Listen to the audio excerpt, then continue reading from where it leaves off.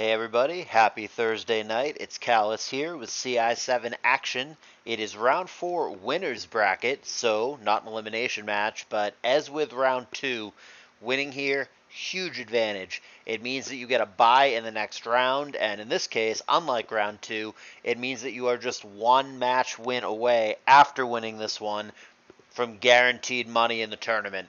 It's really crucial to win in this match. It sets you up so good for a deep run.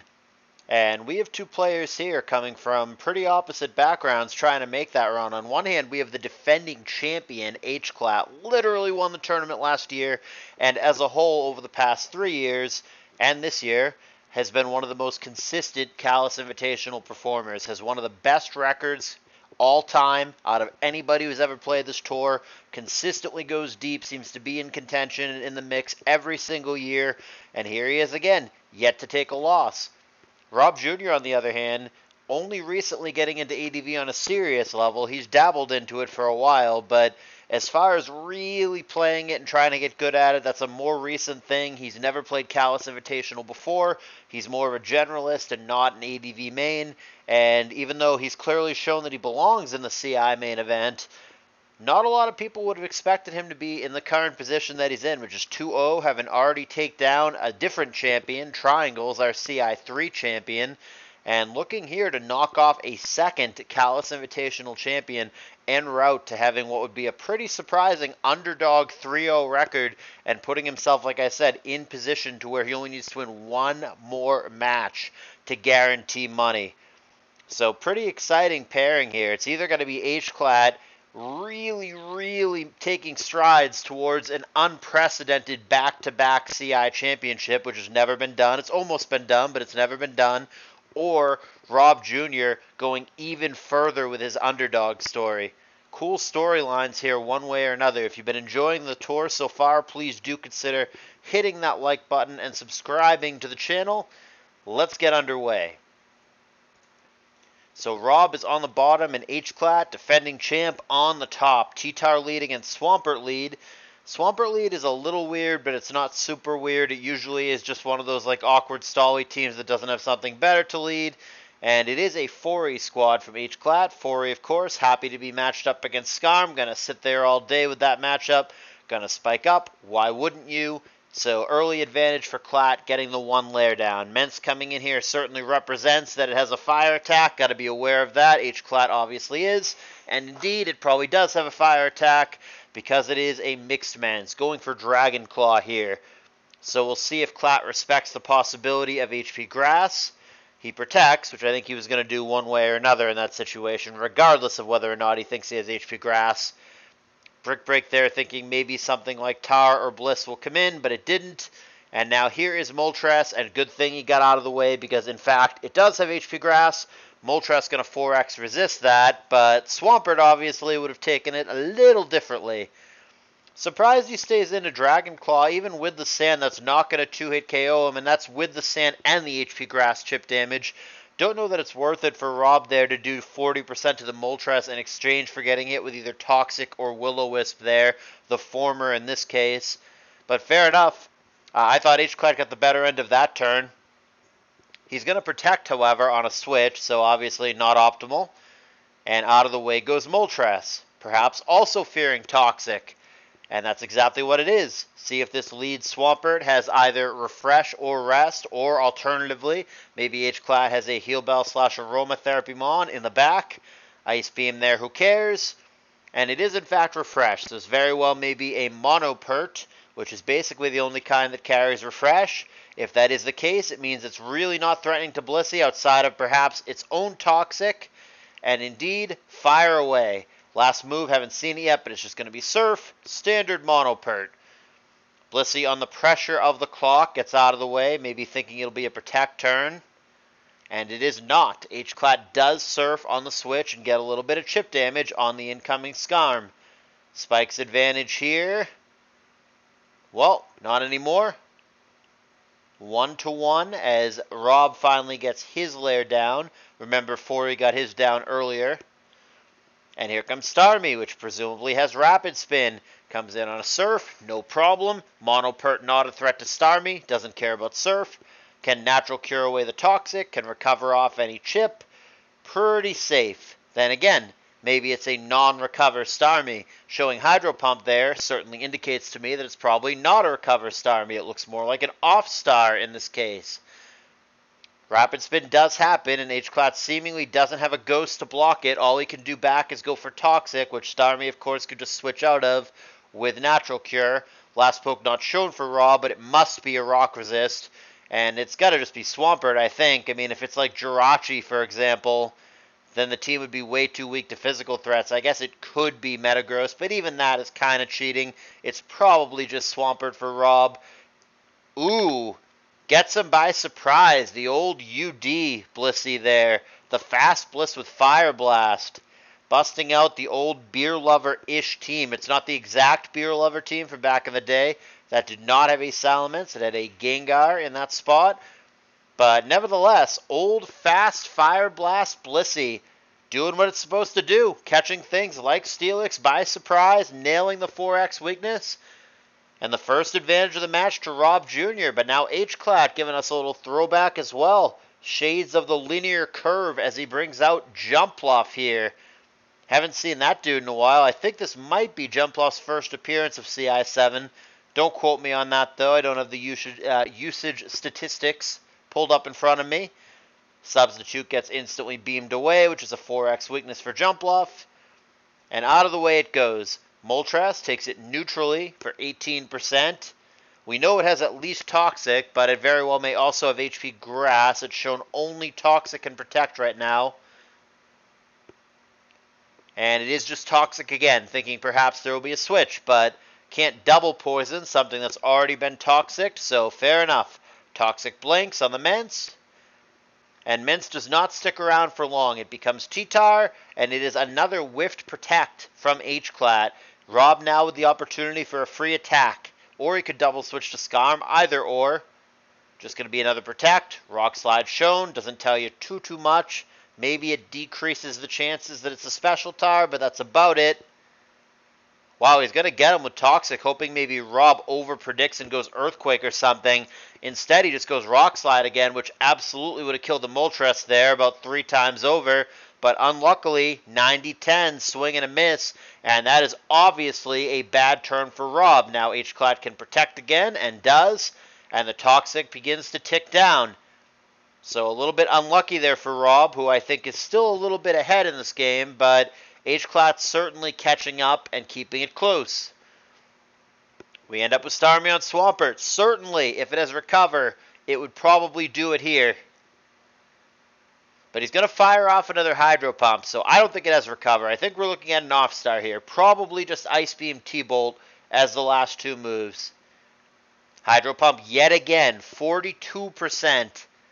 And Toxic, sure. So obvious move here is Protect from Hclat. See if Rob switches on that. Goes to Scarm, for example. He does pull back, and it is the Skarmory.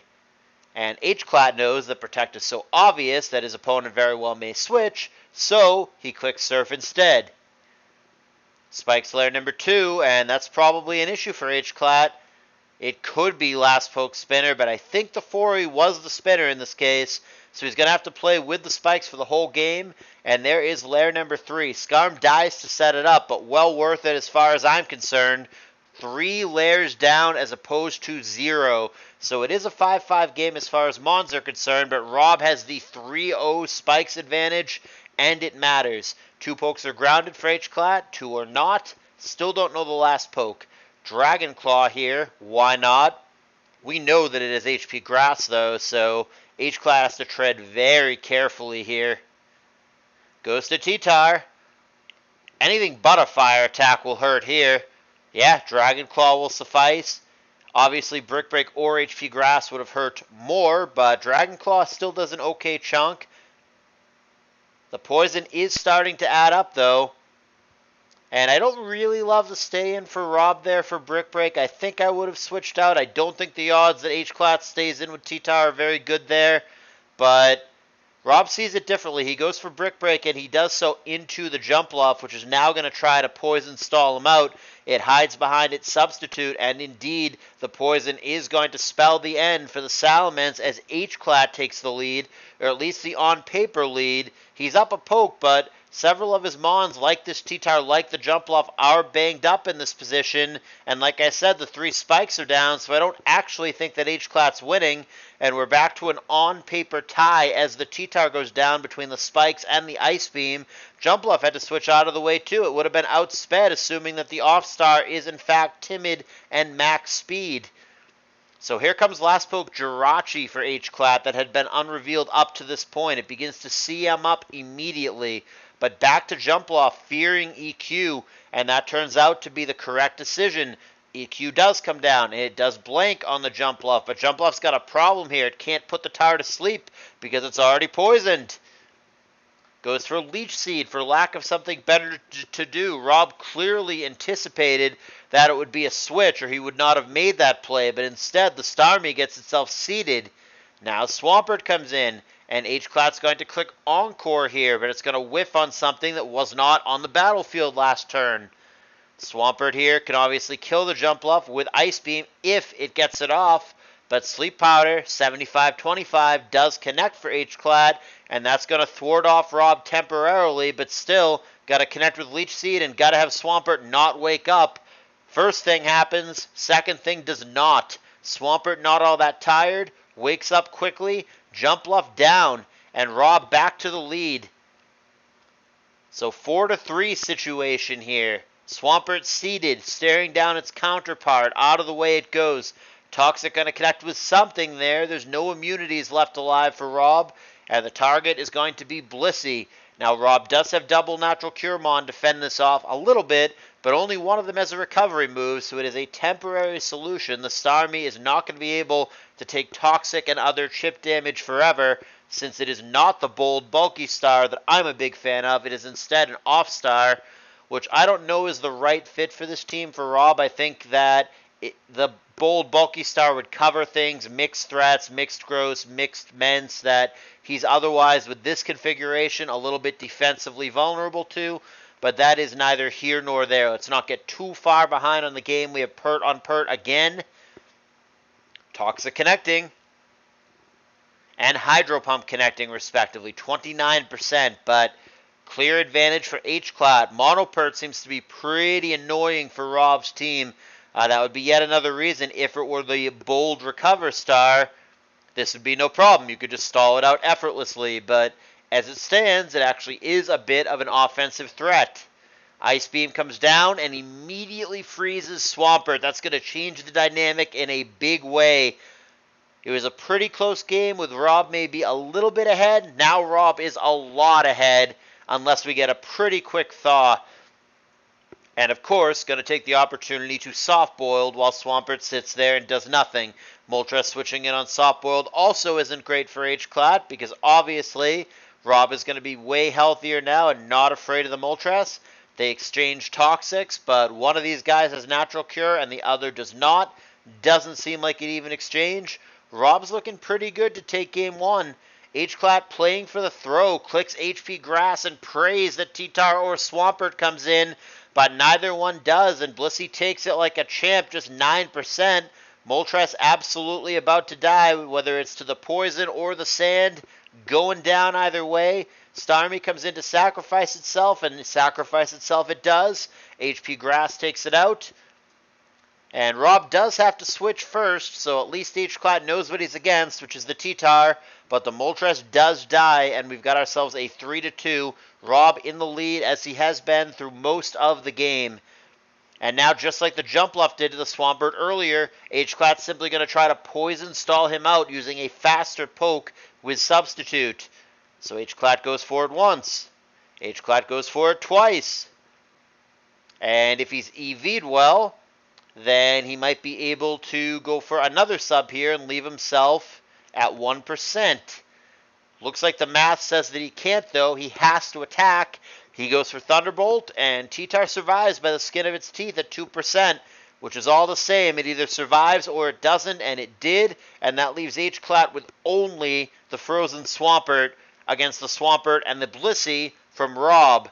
For Hclat to have any chance at all, it must thaw right now, and it doesn't.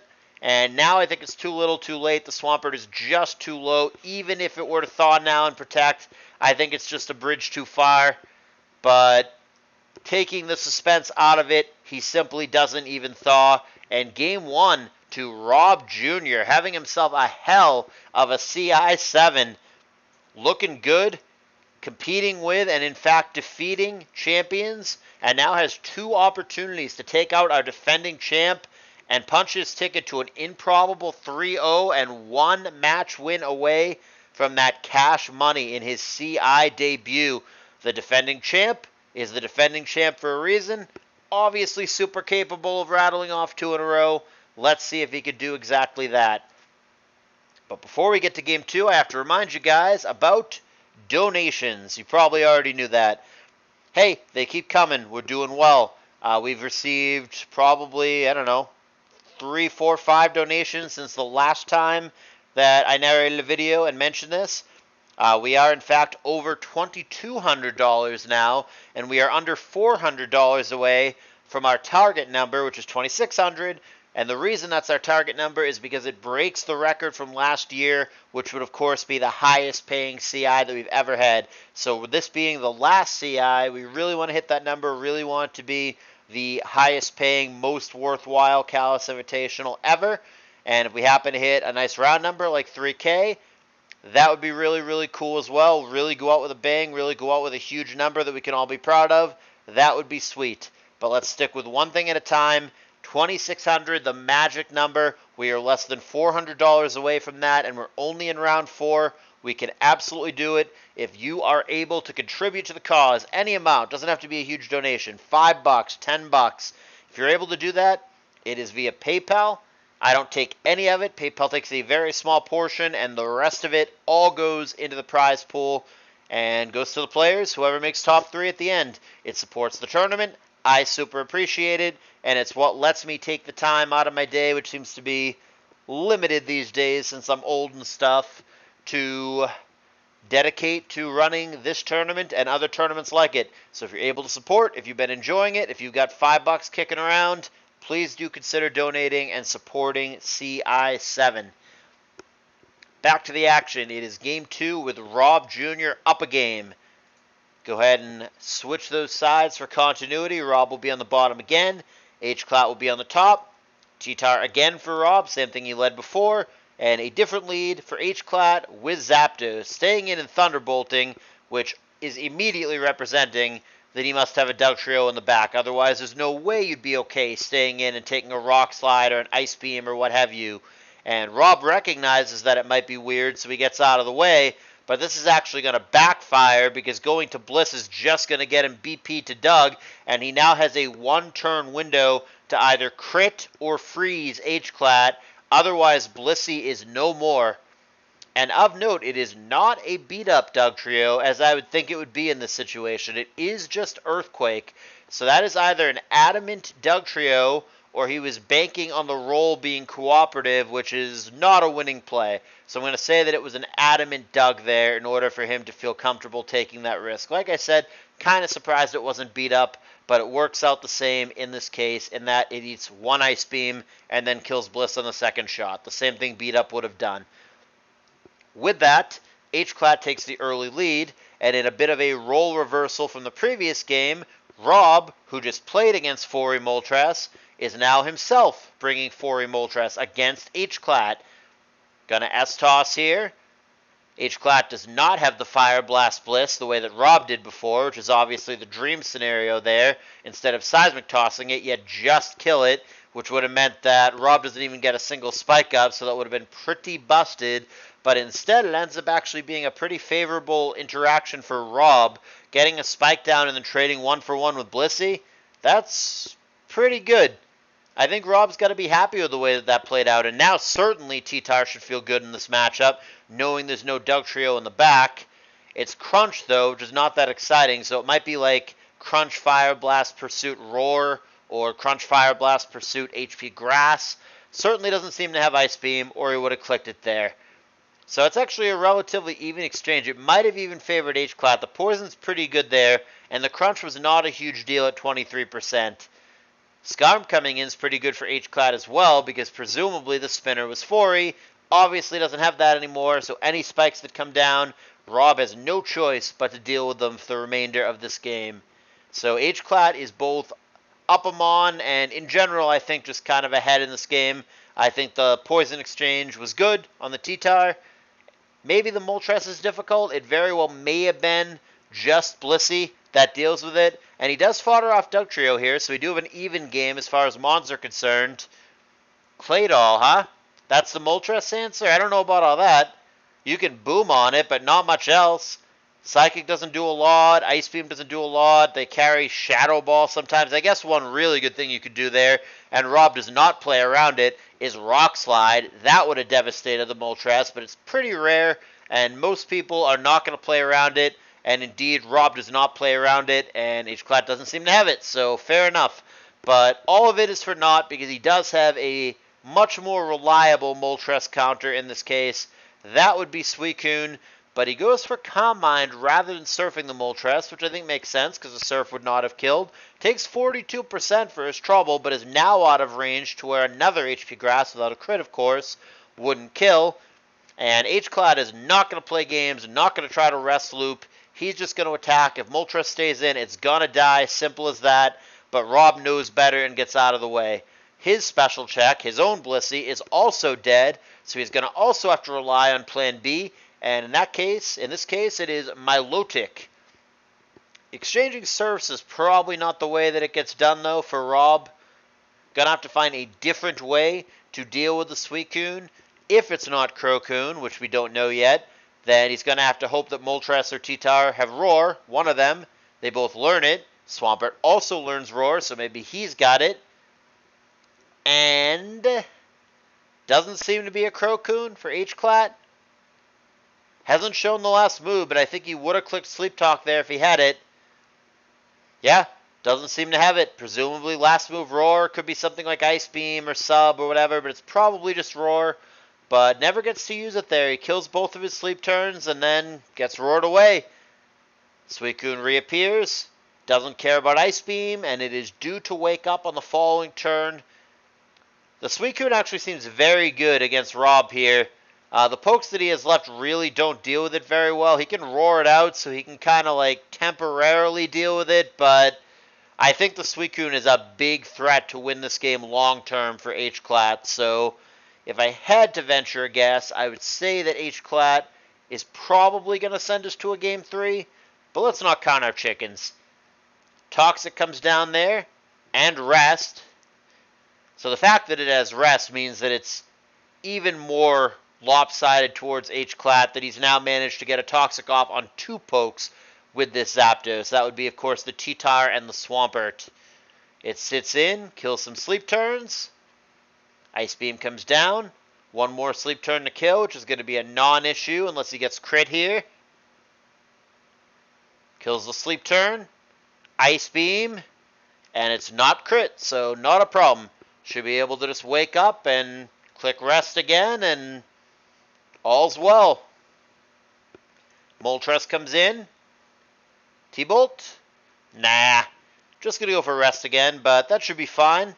Zapdos can stay in on it if it must, and then of course you've got the Suicune who's due to wake up, though he does have to be careful about HP Grass.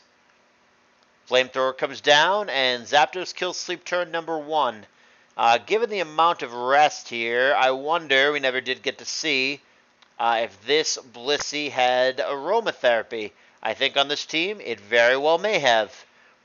There's a burn there for Claydol, which is lame, because if the Claydol's faster, and Lefty says that it's not, but if the Claydol's faster, then obviously its explosion would be a lot weaker in this case, but doesn't matter, isn't faster, dies to HP Grass, and it is actually Rob again. Despite how threatening the Suicune is, it is Rob with the lead at 4-3. And that crit is huge. Wakey Wakey for Calm Mind, which is the correct move, but not right after you get crit. And now all of a sudden, Hclat, I think, is in a lot of trouble. He gets out of the way. He's going to have to try to get the Suicune in later against my Lotic and get a rest off. But in the meantime, what do you do about the Moltres? That crit was a huge problem. And Rob gets out of the way, which is a little bit surprising to me. That actually would have given Hclat a window there to double to Suicune. Hard play to make, but nevertheless, he could have done that there. And had he doubled to Suicune, he could actually outspeed the Tower Click Rest, and all of a sudden, he's right back in it. So Hclat misses the opportunity, and most of us would have missed the opportunity. It's a hard play to make, but Rob did give him a window there, and Hclat was not able to take advantage of it. He does connect with Toxic on Moltres, but I think it's probably too little too late. Every single thing that Hclat has is not a fan of Moltres given the current game state. Normally Zapdos is fine against it, but it's in the middle of its nap, still has to kill another Sleep Turn, and it does not have Sleep Talk, so that doesn't bode so well. Hclat's going to be forced here, I think, to 50-50 Protect. No, he's going to fodder off the Suicune, actually. Flamethrower kills despite the resistance. Not sure what the plan is here for Hclat. Is he going down to last poke Zap and hoping that gets it done? It could happen with critical hits and or with Paras. Here comes T-Tar, and there is the Protect. Yeah, Hclat is going down to last poke Zap in a moment here. Skarm's at 1, and you obviously can't switch the Zapdos in now, so gonna let it go, and last poke Zapdos here, or Hclat's gonna drop down to the lower bracket. There's more than 0 chance here, but gonna need a lot of luck. Crunch and a Specs drop, gonna make this even harder. So Zapdos should wake up here and kill him with Thunderbolt, but you still have to deal with all the other pokes. Wakey wakey. 1 down, 3 to go. But I think the Specs drop actually seals it here, because the Moltres will outspeed and will kill him now with Flamethrower.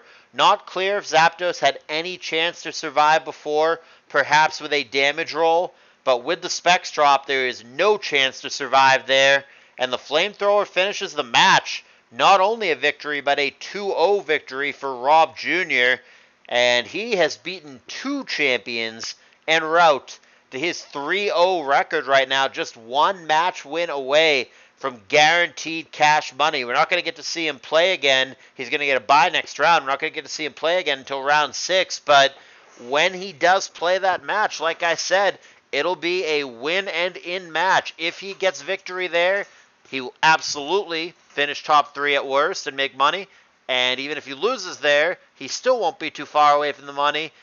This is a huge win for him, and it very much set him up for success in his CI debut. And like I said, it's not like he's against the bottom of the pool either. He has beaten 2 former champions in Triangles and Hclat to get to this point. And Hclat, looking so promising in the early stages of this, and obviously still in good shape, has taken what many would consider to be an upset loss, defeated by Rob Jr. and down into the lower bracket where it historically has not been particularly kind to him. In fact, I think the only lower bracket match, ironically, that he's ever won in CALLOUS Invitational was last year in the Grand Finals. How about that? So we'll see how it plays out. It's been a year of shocker and upsets. It really does show you the parity in ADV, and I can't wait to see how the rest of this plays out. But props to Rob Jr. for the 2-0 over the defending champ. Can anybody stop this guy, or is Rob going to make a deep big boy run in this tournament?